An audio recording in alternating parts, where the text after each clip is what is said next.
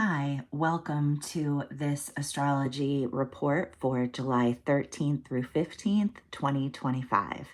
This astrology report is relevant for all signs, and we're going to talk about the chart for this weekend and go through it a little bit. There are a few important things I want to highlight, but the main energy of the weekend is dominated by two squares. Right now, we have Mars in Leo at 28 degrees, and we have Uranus in the late degrees of Taurus. So these planets are in a square to each other. But that's not all.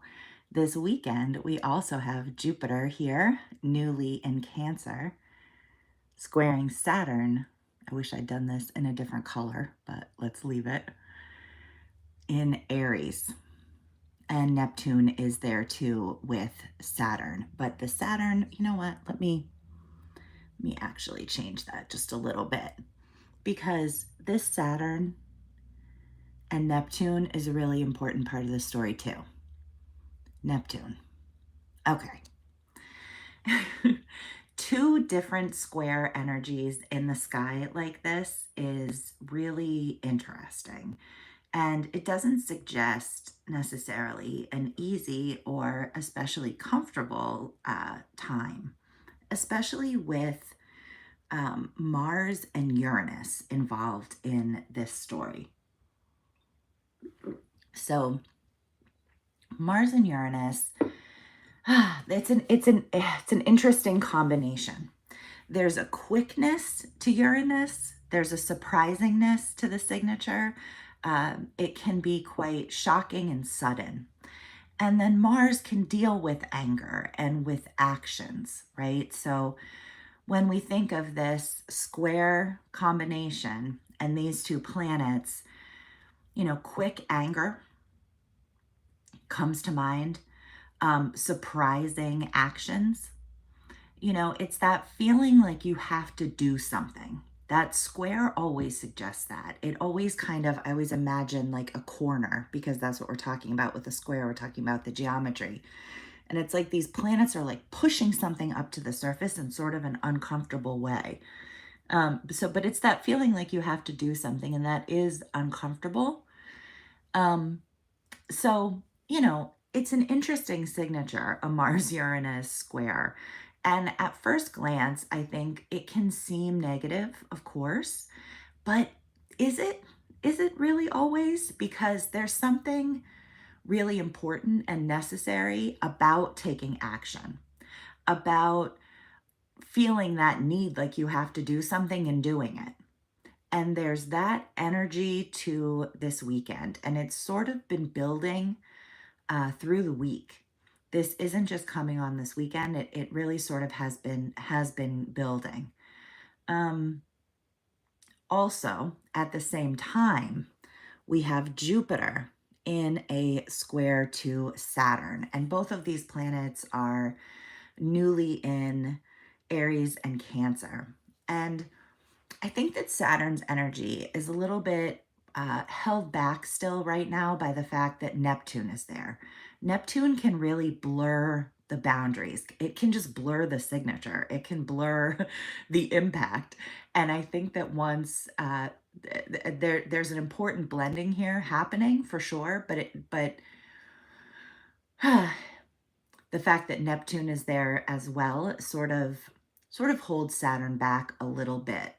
However, there is this very powerful signature in with that Saturn in Aries, which is about a real belief in what we believe in, a real and a willingness to go after it, a willingness to move forward even if we don't know exactly what the plan is. That's the magnificent thing about Aries energy. It will get things started. It will make something out of nothing, out of nowhere. That's that spring energy. It's like when the leaves start coming back on the trees and things start greening up outside. It's that kind of a beginning. And we have almost this spiritual conviction for getting these new things started right now. and for listening to our own unique voice, for feeling it's so empowered. Saturn in Aries is so empowered to listen to its own voice. And then squaring this Jupiter newly in Cancer, which is such a lovely signature. If we just look at Jupiter in Cancer, it's glorious. It's all about sort of expanding our emotional maturity and growth. And it's all about security, feeling safe, feeling that sense of belonging. But it's also the desire for security.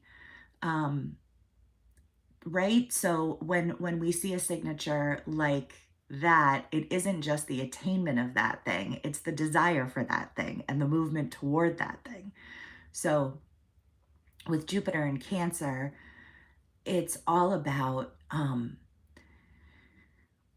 really valuing a feeling of emotional safety and security and belonging, being very tuned into our feelings, to our emotions. It's very empathetic. It's really wanting to cultivate more peace, compassion, warmth, coziness, feelings of family, feelings of strong roots in the world. And uh, it's very protective as well. Cancer is emotional. Cancer energy is emotional, if nothing else. If I could only use one word for Cancer, I might use emotional. And with Jupiter there, that's expanding in a wise way, right? In a growth way, in a maturing way. So whenever we have a Jupiter Saturn interaction, it tends to be about uh, what's happening in the world, the pace of the movement in the collective.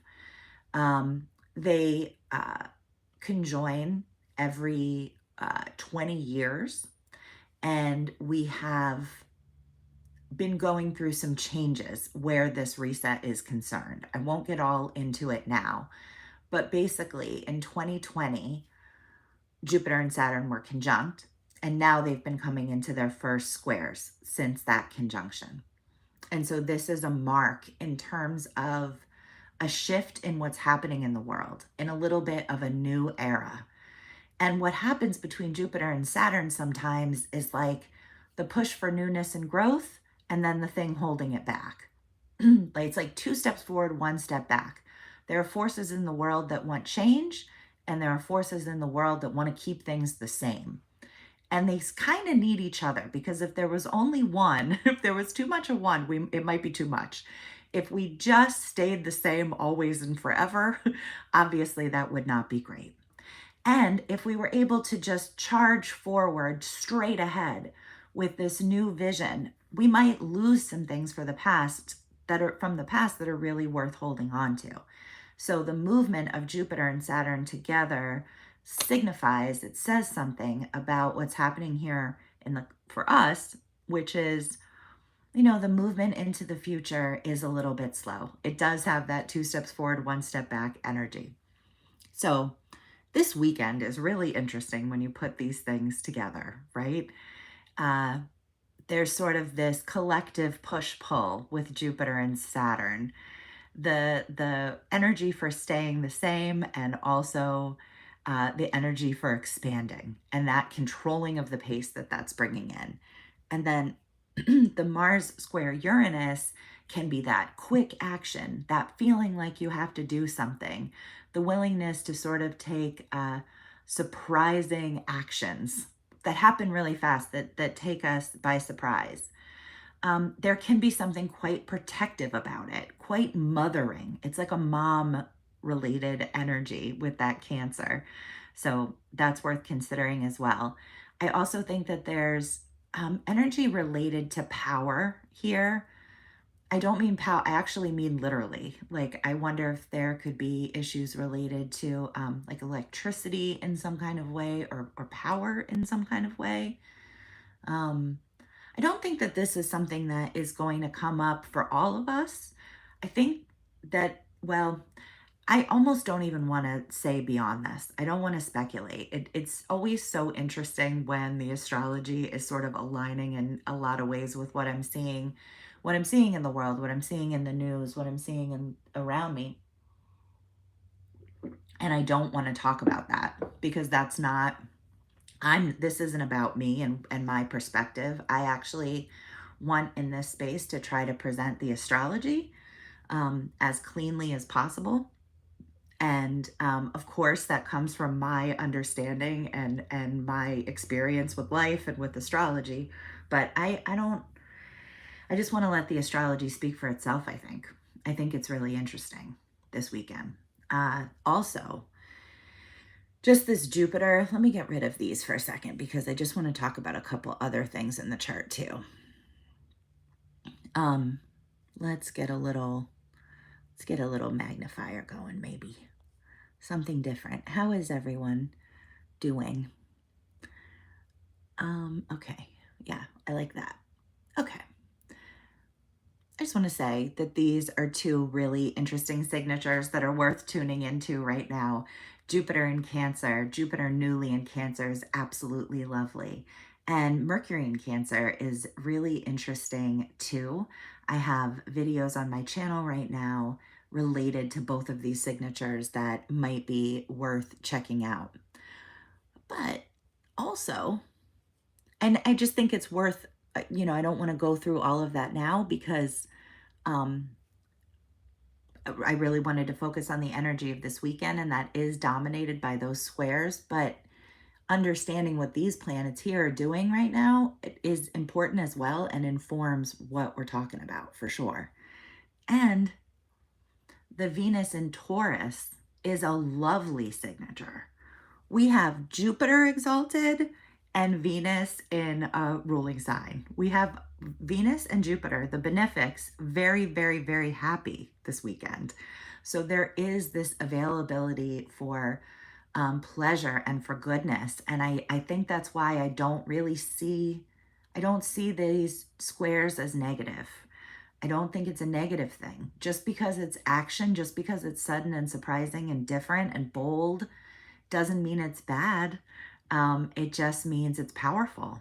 And I think the fact that Venus and Jupiter are in such good places, the two benefic planets that signify places where we're expanding, where things are easy, where we have more potential, is a great thing.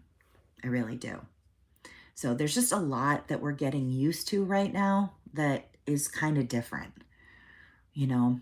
We have Saturn and Neptune newly in Aries. We're still kind of getting used to Pluto and Aquarius, these outer planets changing sign.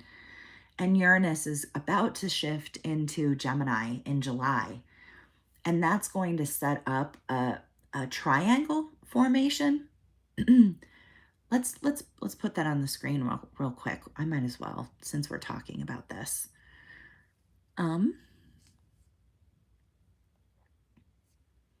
Okay, we're talking about when Uranus here moves into Gemini in July. So right now, and I'm going to explain how this relates to this weekend, but right now this triangle is not active. But when Uranus moves into Gemini, we'll come into a sextile with Saturn and Neptune newly in Aries. And it will come into a trine with Pluto. And Pluto and Saturn and Neptune are in a sextile too. This is very nice. This is very nice. And it's going to be active all summer. But we don't have it right now. What we have right now is this Uranus really throwing it off. And that Uranus is in a square to Mars. There's something here that has to give before we can shift into this energy of the summer that does have a certain sweetness to it. Something needs to come up and out. It's reminding me of that square formation I was doing before. Something's being pushed up to the surface, whether we like it or not, to be dealt with because it needs to be dealt with. And then we're able to shift more into this new era in a way that feels really pleasant. We have these planets like Pluto newly in Aquarius. It's going to be there for 20 years. Neptune in Aries, where it will be for 16 years, 17, 18 years. And then Uranus is going to be making the switch as well, another outer planet that stays in the house and sign for a long time. But I feel like for the last year or so, a lot of the transits involving these outer planets have been sort of difficult. And finally, we're going to have something that's really sweet and it's rare and it's going to hold all summer. However, this does not come into play until it's like the 7th or 8th, I think, of July. So we still have a few more weeks with this being a little bit off. So I think that the things that are coming up and out right now are important, even if they're a little bit uncomfortable. I do think that there's a lot that is comfortable right now. I will link at the end of this video to some other videos that are about the current relevant astrology right now. Definitely worth checking out. Venus in Taurus and Jupiter in Cancer and Mercury in Cancer to better understand the astrology of this weekend and beyond and into June. And also horoscopes on my channel. If you enjoyed this video, you'd probably enjoy that as well. And just thank you so much for being here. I hope you have a really nice weekend.